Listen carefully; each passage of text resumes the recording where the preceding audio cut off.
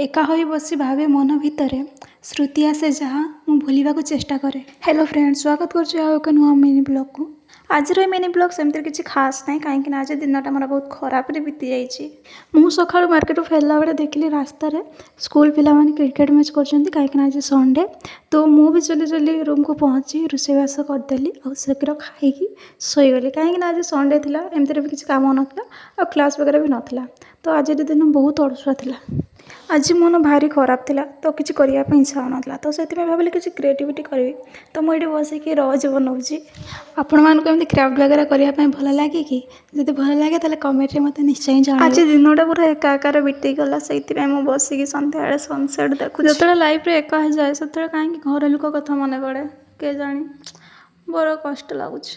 जो मैंने भी घर परिवार दूर में रुहति पढ़ाई जना एका केमिति लगे। आज बोरिंग मिनी ब्लॉग जब आपको भल लगे तो मो चैनल को सब्सक्राइब करदेवे और लाइक कमेंट करदेवे। रही